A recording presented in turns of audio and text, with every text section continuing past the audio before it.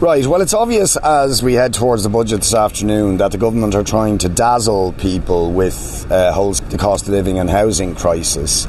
But we will be saying very, very strongly that once poverty and deprivation that people are suffering as a result of the cost of living crisis, and despite all the sort of tokenistic one-off measures the government are going to try and dazzle people with today, the reality is they are giving less this year to protect people from the cost of living crisis than they gave last year, and we will be saying poverty and increases that they're giving in social welfare, pensions, for carers and so on are far less than the actual level of inflation, the cost of living hikes that people have suffered.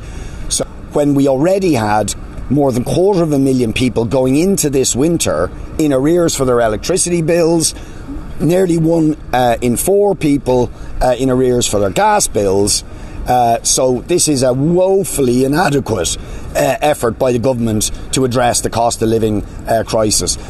No serious measures to deal with the profiteering.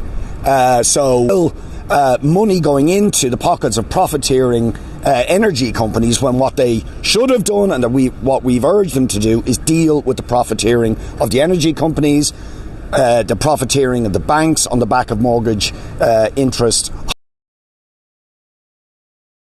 But housing, I mean, one of the huge disgraces really in what it appears the government are going to announce today is that we are only talking about an additional 250 million in capital expenditure. Now, when you consider infrastructure deficits, when we're faced with absolutely chronic and worsening housing and homelessness crisis, is pathetic. We need billions additional in investment in social and affordable housing and elsewhere. So again, it's very, very depressing when you think about how severe the housing and homelessness crisis is, that with all the additional revenues available to the government, they didn't allocate billions more to deliver, acquire and build more public and affordable housing.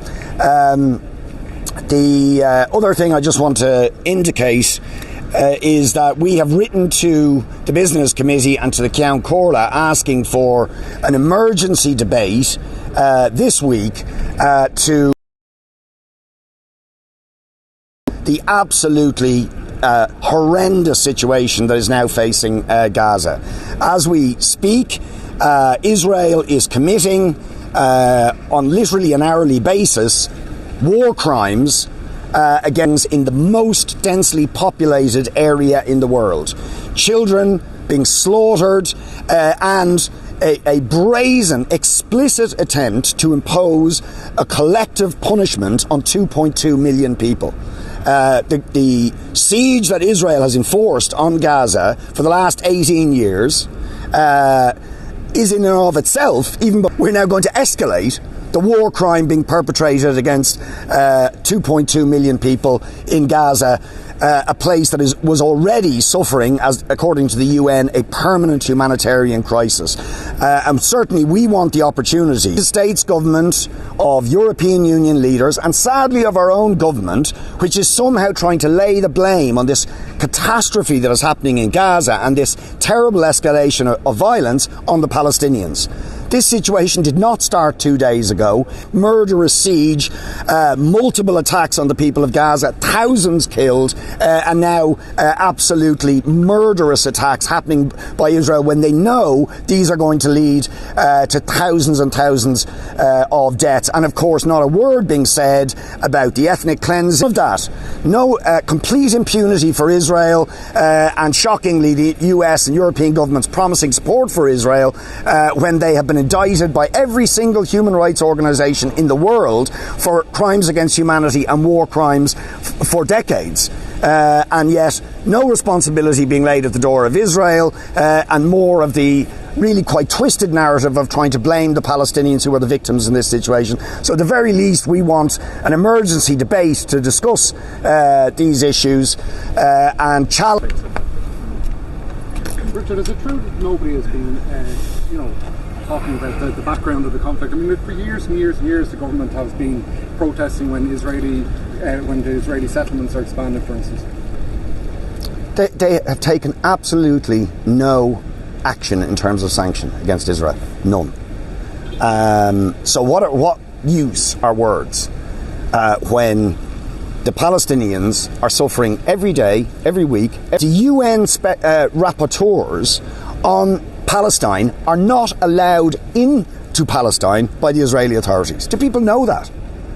That the people charged by the United Nations to go in and... This is not a normal regime. This is a regime that is built on daily, weekly and monthly ethnic cleansing of Palestinians, the denial of the most basic rights, treating Palestinians as less than human, and breaking every single international law that exists in terms of their treatment.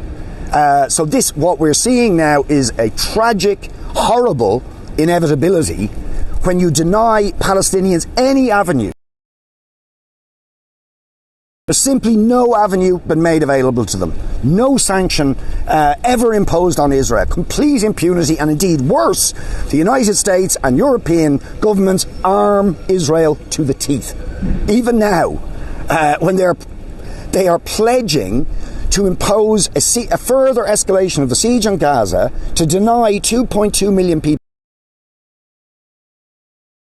The United States says we're going to give you more arms.